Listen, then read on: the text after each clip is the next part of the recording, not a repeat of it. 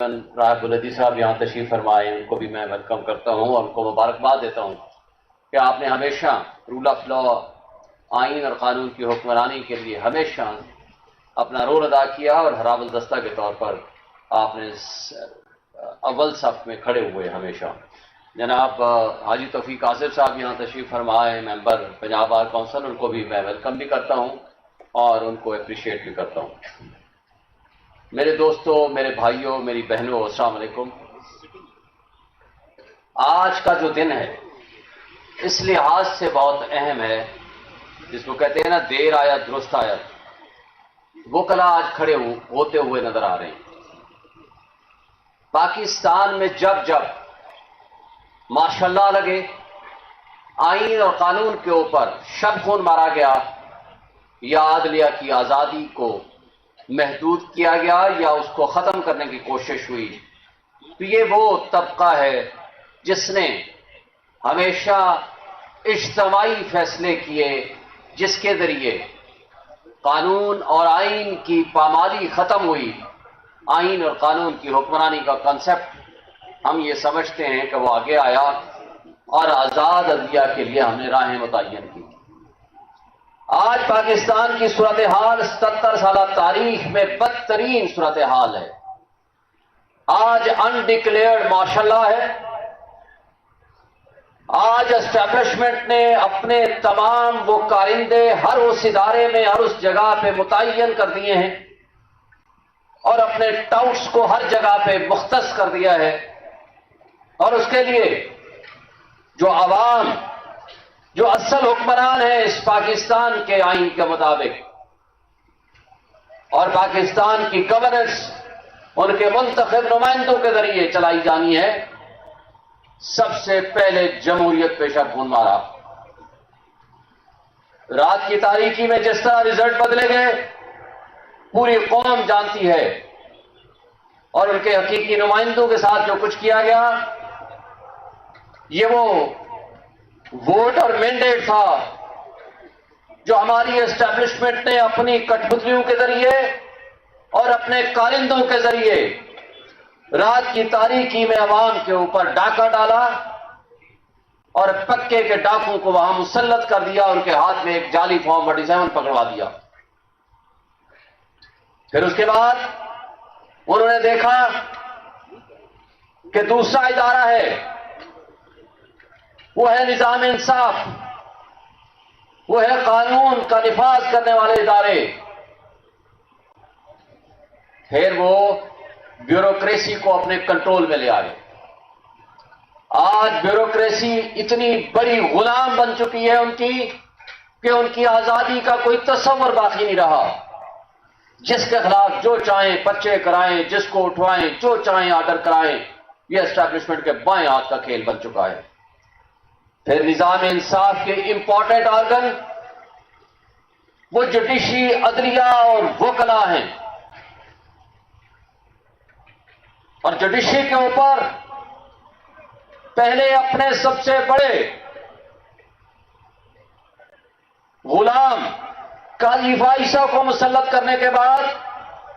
اس سے ناانصافی کی بدترین مثالیں قائم کرنے کے بعد، جب انہوں نے دیکھا کہ آگے انڈیپینڈنٹ جوڈیشل مائنڈ کے لوگ بیٹھے ہوئے ہیں، تو ان کے ڈر اور خوف سے ایک ہفتہ پہلے 26ویں آرمی ترمیم کرا لی۔ کیونکہ آرمی ترمیم اس لیے میں کہتا ہوں کہ کسی کی بیٹی کو اٹھایا، کسی کے بیٹے کو اٹھایا، کسی کو اٹھایا، کسی سینیٹر کو، کسی ایم ایل اے کو جا کر ڈمپ کیا اور اپنے حوالداروں اور اپنے ٹاؤٹوں کے ذریعے اٹھا کر کے وہاں غیر آئینی ترامیم کرائی، اور جس کے نتیجے میں اس نظام انصاف پہ حملہ آور ہو گئے۔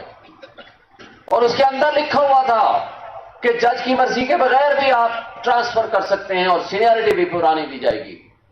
میں یہ سوال کرتا ہوں کہ جب اس میں بہت شور شرابہ ہوا تو وہ شک ختم ہوئی، تو پھر آج کس طرح آپ نے ججز کو ٹرانسفر کرتے ہوئے آرٹیکل 200 کا سہارا لیتے ہوئے وہ سینیئرٹی دے دی جو سینیئرٹی یہاں اسلام آباد ہائی کورٹ میں مل ہی نہیں سکتی؟ دراصل ایک شخص کو گرانے کے لیے سارے ادارے آج گر چکے ہیں۔ افسوس سے کہنا پڑتا ہے، ان کو پتا ہے کہ یہاں سارے مقدمے لگے ہوئے ہیں، ان کو پتا ہے کہ یہاں ساری کانسٹیٹیوشنل پٹیشنز یہاں آنی ہیں، ان کو پتا ہے کہ یہ سارے معاملات یہاں آنے ہیں، تو ان کو چیف جسٹس انڈیپینڈنٹ نہیں چاہیے، ان کو آئینی عدالتوں کے سربراہ انڈیپینڈنٹ نہیں چاہیے۔ تو کیا میں سوال کرتا ہوں کہ یہ ابھی 10 دن پہلے جوڈیشل کمیشن کا اجلاس ہوا، آپ نے کہا تھا 4 ججز چاہیے،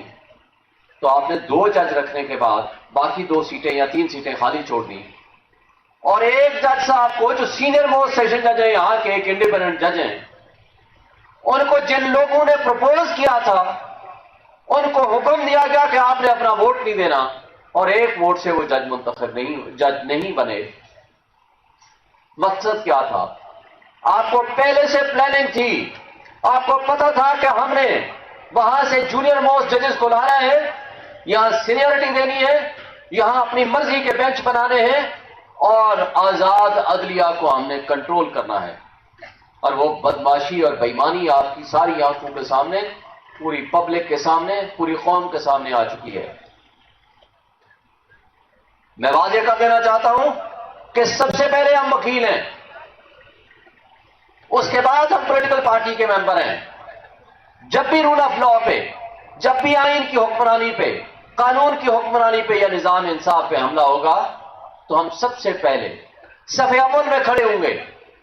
اور وہ ہم نے قاضی فائزہ کی تحریک کے وقت بھی ثابت کیا۔ مگر افسوس سے کہنا پڑا ہے کہ وہ قاضی فائزہ جس کے لیے ہم نے تحریک چلائی تھی، اس نے اس نظام انصاف کو دفن کرنے میں